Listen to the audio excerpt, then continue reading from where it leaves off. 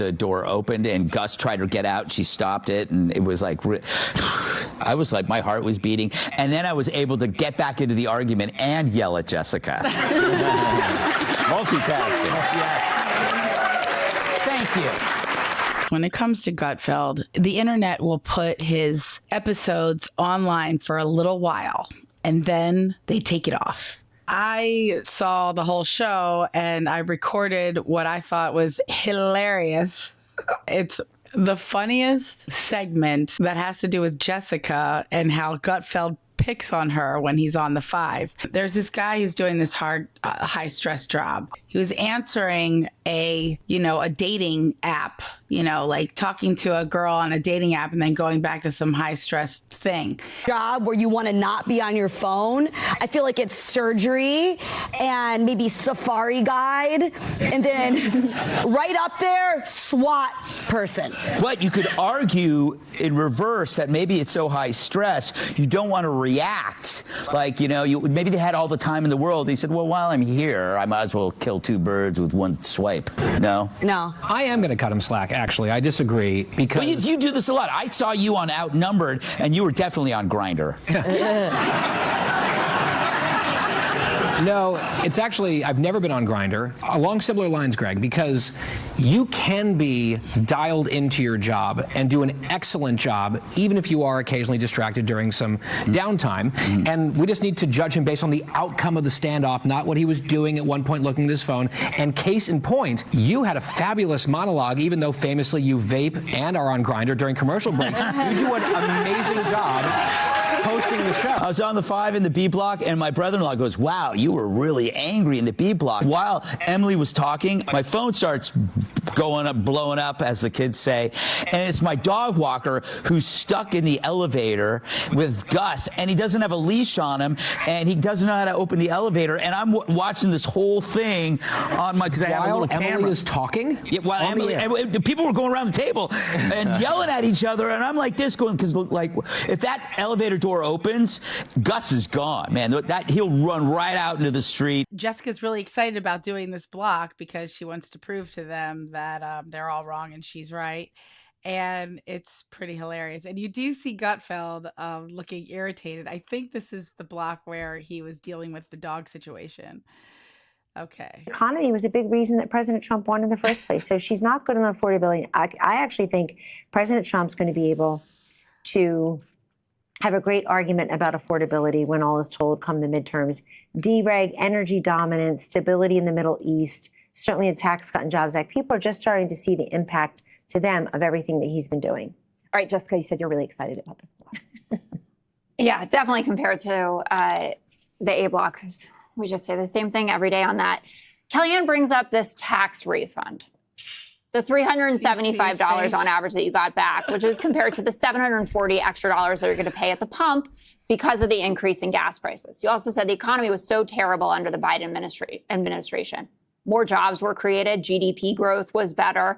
Donald Trump was elected. Why did they lose? What? Why did they lose? Because it wasn't good enough. And guess what? Now it's even worse. Donald Trump is over minus 30 on cost of living, minus 28 on taxes. And the difference between Kamala Harris talking about the gas prices and the collective burden we all bear to help out our friends is that Americans actually supported what we were doing vis-a-vis the Ukrainians. 71% after the Russian invasion said we should provide weapons. Even today, 69% view the war as important to U.S. interests. That's the Russia-Ukraine war, not the war in Iran right now, which has over 50% disapproval. He looks all pissed off. I'm wondering if that's what he was talking to. I'm wondering if that's when he was talking to his dog walker. President Biden and Kamala Harris actually got congressional approval for the money that they sent to Ukraine. They didn't just say, I'm going to do what I want. They actually went and they asked people who are elected by us to go into office, what do you think about this? And it was approved. And they were part of a coalition of over 50 countries that sent aid and weapons to the Ukrainians. That's how it's supposed to work. There's a checks and balances. It doesn't matter how it's going. Okay, good. What do you mean? Actually, how it is going well? Yes. Just got bombed. Well, first of all, there's a strong argument. We've extended this war for 4 years. I know you don't care about it. You should take a look, by the way, on what paying for it. This is funny. Trump did that. Wait, I can't believe you're defending Biden and Harris. I Most am Democrats don't want to hear from them absolutely evermore. So you want her to be the nominee in 2020? No, but you want her to run? No, of what I was hell saying no, I don't is want her to be crazy, the- Kellyanne. I did not say I want Do Kamala. you see how quickly she responded to that? No, I don't want her to be the nominee because she was terrible. Most of the people that they pick are terrible. Harris to be the nominee. I said that the I do. argument that you're making against the Biden-Harris administration falls flat when you look at what the Trump I'm administration just going to is look at. doing. Well, I'm going to look at the fact that Trump got elected on running against the and what do Biden-Harris people think economy. of him now? He has a 35% approval rating in most polls.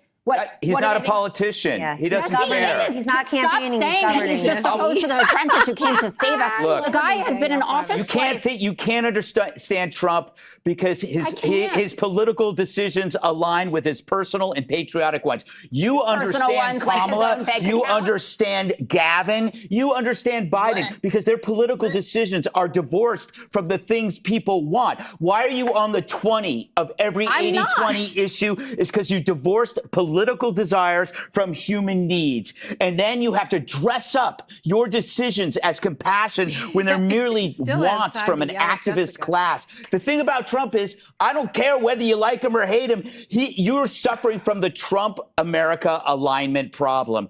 Political, personal, and patriotic desires all stack up, which means what he wants, the country tends to want. If it's 80-20, he's on the 80, you're stuck on the 20. They wanted the tariffs. Your defenses are getting more and more narrow because you say, we keep saying the same thing every day. It's because we have to, because you don't listen. I do. All I hear in my head is your voice. You know what? You're lucky. I like when they pick on Jessica, but she can handle it. She's tough. She's tough, and she does have good points, and she does have some good arguments at times, but they're never great. And I'm just like freaking out. And people thought that I was upset about Jessica. That never happened. Me? I was going to say he never would get angry on the 5 for any other reason. No. But I know. And then finally the door opened and Gus tried to get out. She stopped it. And it was like, I was like, my heart was beating. And then I was able to get back into the argument and yell at Jessica. Multitasking. Yes. Thank you. I am the real hero. I love insightful stuff like this. Most talk shows don't tell you like intricacies of what happens while filming. And I like when they get real with the audience.